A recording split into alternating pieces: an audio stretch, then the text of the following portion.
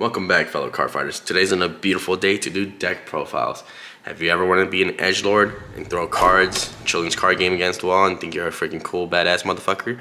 Then we'll say no more. You can start playing Draconic Overlord and be like Ren Suzugamori, because he's the edgelord of the OG Vanguard NB series and Cringe Lord.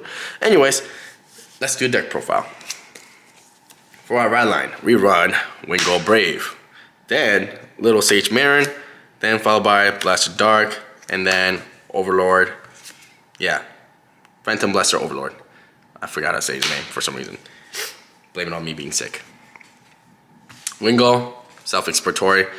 Marin, essentially, when it gets written by a Blaster, grade 2 in its card name, you either search your top 5 cards, top 7 cards of your deck, reveal for one grade 2 Blaster and card name, and reveal it and put it into your hand. If you did not, you may call Wingo Brave from the Soul into the rear guard.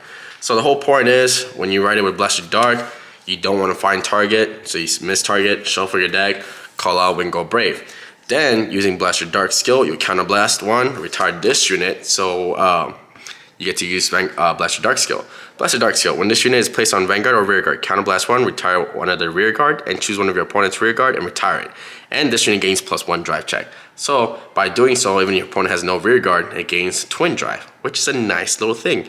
And during your turn, if your rear guard was retired this turn, this unit gains 5,000. But that's only if this is a rear guard skill. So, there's that.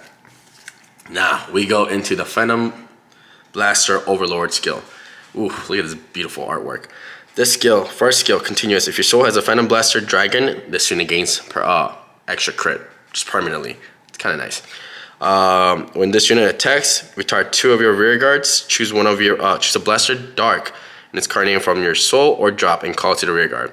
And if your opponent's Vanguard is grade 3 or greater, that unit and this unit gains 10k until end of the turn. So it becomes a 23 with potentially 2 crit, and Blaster Dark will be technically 25k. Now, if this is not including Persona rights.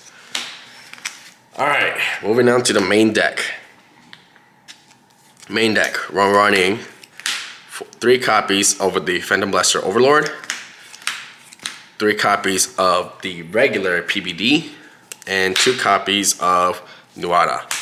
Why do I run Nuada? Well, Nuada I like the name because it's from a Celtic myth, but also because it's skill. Once per turn, when this unit attacks, if there are no other rear guards, this gains 5,000 until end of the turn. And at the end of the battle, reset this unit. Keep in mind, that skill includes both sides. So your opponent cannot have any rear guards, and you cannot have any other rear guards but this. And then if you do, it gets to restand.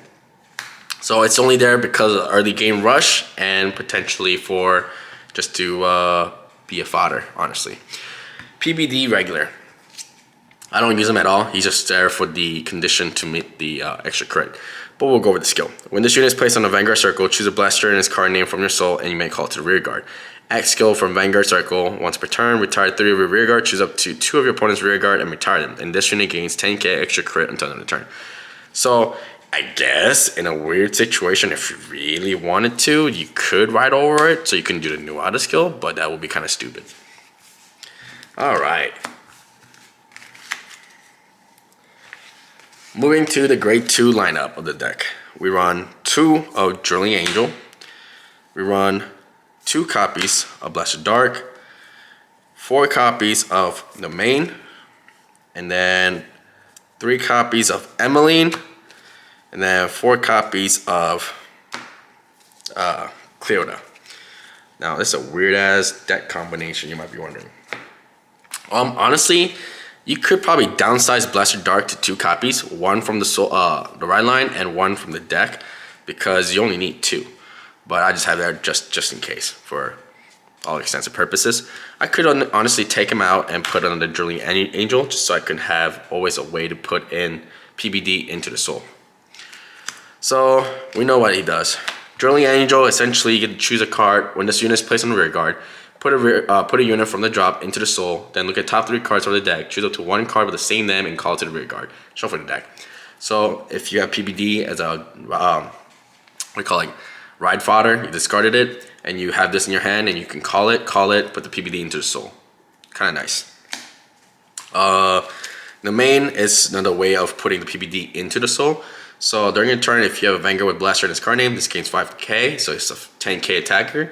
And when this unit is placed on the rear guard, if you have a Vanguard clan's only one, aka Shadow Paladin, Counter Blast 1, put a rear guard in, put a card from your hand into your soul and draw 2 cards. So you call her, since your Shadow Paladin name, you call put the PBD from hand into the soul, draw 2, and you get the condition met. Alright, Emily. Emily is just there for a beat stick. When this unit is placed on the rear guard, Counter Blast 1, look at the top 5 cards of your deck, choose up to 1 unit with the Blaster in its card name. So PBD, PBO, and Blaster Dark, all make sense. And then call it to the rear guard. Or if you put it into your hand, you get to discard 1 card from your hand, and that's it. Second skill, this is why you want to run her in the deck, is so that when you attack with the Blaster unit, this gains 5k. So rear guard attacks, hopefully it's Blaster Dark or something, whatever, with Blaster name, 5k. PBO attacks, 5k. When it spits out Blaster Dark again, 5k. So that's like 15k right there. Alright. And this is another. This deck was so expensive because it's so full of promos that are so freaking good. Another promo. Alright. Cleona. Cleona's skill is when this unit is retired for the cost of ability of your Vanguard with Blaster in its card name, it may be regarded as 2 units. So in the PBO skill of retiring 2 units is met with just 1 of her. Her second skill is what makes her also broken. The second skill states that when this unit is retired by the ability of Vanguard with Blaster in its card name, if your opponent's Vanguard is grade 3 or greater, choose a Blaster Dark from your rear guard and this unit gains, and that unit gains. Once per turn, when this unit attacks, discard a card from your hand, then this unit performs Drive Check until end of the battle. At the end of the battle, retire this unit and until end of the turn. Okay, so how that works is, let's say it was retired for PBO skill and you call out Blaster Dark. So you can give this to Blaster Dark skill. Blaster Dark skill, you can also proc it off with the Counter Blast 1 and retire another unit. So let's say, I don't know, let's grab some random card here, PBO. Let's say, yeah, you know, put in soul, we'll say, I don't know, Drilling Angel. So, Drilling Angel attacks, blah, whatever. Actually, it wouldn't be like that. It usually would be Cleona attacks. Cool. PBO attacks. Zen skill, retire 2 units. This would count as 2. Retire that, call out Blaster Dark from the soul or drop. By doing so, you give this ability to him that once per turn. So now you can do Perform Drive Check. Upon playing, Counter Blast 1, retire a unit. So now he can perform +1 Drive Check. So now you can do Twin Drive. So after your Vanguard does a Twin Drive, your Blaster Dark will do a Twin Drive, and then whatever you stack it on to the rear guard. Ideally, it would be Emmeline, and then would be Kill Power skill in effect. And also this would retire. So that way, prisons or whatever cannot get rid of this card to the bind or whatever because it will be on the drop zone already. Alright, well, that's about it for the grade 2. Let's move on to the grade 1. Moving into the grade 1, we got 1 Elemental Sanctitude, 3 Keter PGs, and 3 copies of Fianuala. Really don't need to go over this cards because they are generic. Alright, this guy. Ooh, beautiful card. When if there are no other rear guards in the same column as this unit, it gains 10,000. So what it means, if you want grade 1 rush, this will be 18k attackers. So grade 1 rush is a possibility. And also late game, when you have no other cards in your hand or on the field, they still do 18k, not including Persona Ride. So amazing beat stick, and it's rare, so it's not that expensive, hopefully. Moving on to the last part of the deck, thank goodness. We run 4 generic heals, 3 effect draw triggers, and then 8 critical triggers and 1 blue over trigger. Draw triggers are there just so I can get the key pieces needed to pull off the combo. Heal triggers really didn't matter because your deck would just go burr and trying to rush as soon as possible to kill. And then 8 crits again because you're trying to rush.